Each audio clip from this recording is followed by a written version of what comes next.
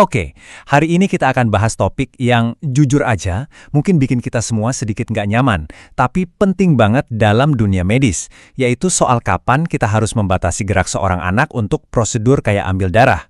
Kita akan coba bedah gimana para tenaga kesehatan menyeimbangkan etika, empati, dan yang paling utama, kewajiban untuk menjaga keselamatan. Nah, ini dia kan pertanyaan utamanya.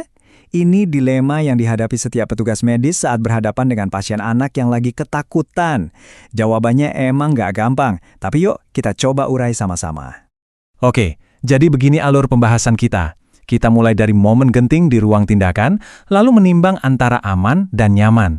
Setelah itu, kita lihat siapa aja sih yang jadi garda terdepan, apa aja metodenya, dan gimana dunia memandang isu ini. Terakhir, kita akan coba definisikan ulang apa itu kasih sayang dalam konteks yang sulit ini. Yuk kita langsung masuk ke bagian pertama, dilema di ujung jarum. Kita akan masuk ke skenario yang sangat nyata, di mana tiap detik itu berharga dan taruhannya tinggi banget, baik buat si anak maupun petugas medisnya. Coba deh bayangin situasinya. Seorang anak yang awalnya tenang, kooperatif, tiba-tiba dia lihat jarum. Dalam sekejap, semua berubah. Tangisan pecah, badan mulai meronta, dan lengan yang tadinya diam sekarang jadi bahaya. Momen inilah yang jadi pusat dari semua dilema etis dan praktis yang akan kita diskusikan. Momen tadi itu langsung membawa kita ke inti konfliknya, keselamatan versus ketidaknyamanan. Percaya deh, nggak ada satupun tenaga kesehatan yang mau menahan seorang anak, tapi mereka punya tanggung jawab yang lebih besar, memastikan nggak ada yang terluka, terutama pasien kecil mereka. Kutipan ini, wah, kena banget ya. Ini adalah kebenaran pahit di dunia medis.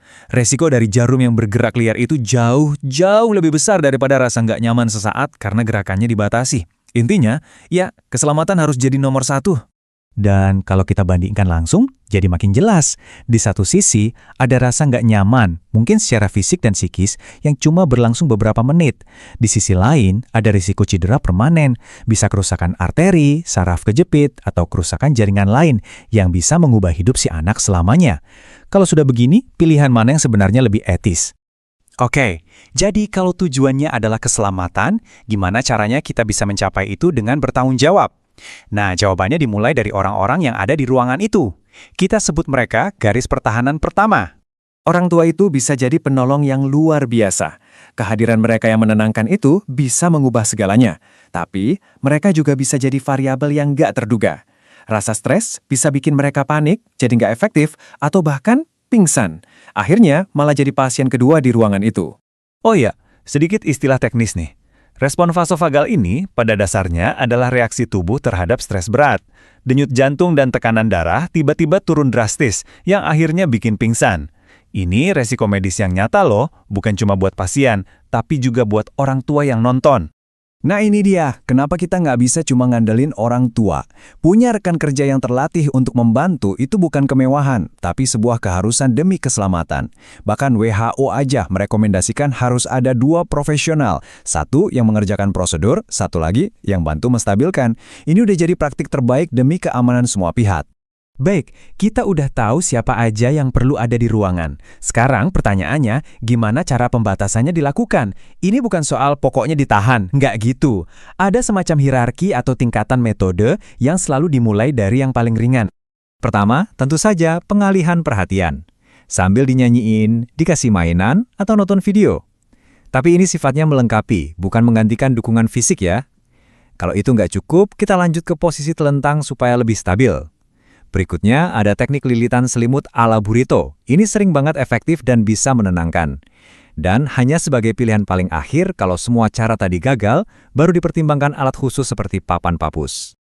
Poin ini penting banget untuk ditekankan. Papan papus itu alat untuk keselamatan, bukan untuk efisiensi biar kerjaan cepat beres. Penggunaannya itu hanya dibenarkan saat risiko cedera karena gerakan anak sangat tinggi dan cara-cara lain sudah terbukti gagal. Ini adalah langkah terakhir untuk melindungi anak dari bahaya yang lebih besar. Sekarang kita coba zoom out sedikit. Apakah pendekatan kayak gini berlaku universal di seluruh dunia? Ternyata nggak juga. Yuk kita lihat gimana berbagai negara menyikapi isu etis yang rumit ini. Lihat deh, beda banget kan pendekatannya. Di Inggris misalnya mereka sangat fokus pada otonomi pasien, jadi sebisa mungkin mereka pakai cara yang paling nggak membatasi. Sebaliknya, di Amerika Serikat pendekatannya seringkali lebih pragmatis, yang penting bisa mencegah cedera fisik. Terus ada juga jalan tengah kayak di negara bagian Colorado, yang mengizinkan alat yang lebih restriktif, tapi dengan syarat, harus ada bukti dan dokumentasi bahwa metode lain sudah dicoba dan gagal. Setelah melihat semua perspektif ini, yuk kita balik lagi ke pertanyaan awal kita. Sebenarnya, apa sih arti kasih sayang dalam situasi yang penuh tekanan seperti ini? Kayaknya kita perlu mendefinisikannya kembali. Kita harus menimbang semuanya. Martabat dan rasa takut si anak itu nyata dan valid, nggak bisa kita abaikan.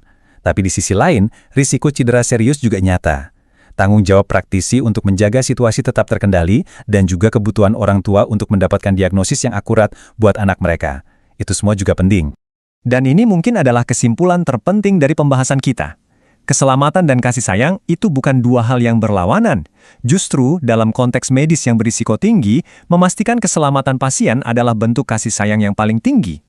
Jadi, harus kita ingat, tujuan dari semua ini bukan untuk menghukum anak yang sedang ketakutan. Tujuannya adalah untuk melindungi mereka, menyelesaikan prosedur yang memang perlu, secepat dan seaman mungkin, supaya mereka bisa kembali ke pelukan orang tua mereka tanpa cedera sedikit pun. Saya mau tinggalkan Anda dengan satu pertanyaan ini untuk direnungkan. Gimana caranya kita menyeimbangkan martabat pasien dengan keharusan klinis? Menemukan titik tengahnya itu adalah inti dari etika kedokteran. Mungkin nggak akan pernah ada jawaban yang gampang. Tapi justru dengan terus mencari keseimbangan itulah yang membuat kita jadi praktisi yang lebih baik dan lebih manusiawi. Terima kasih.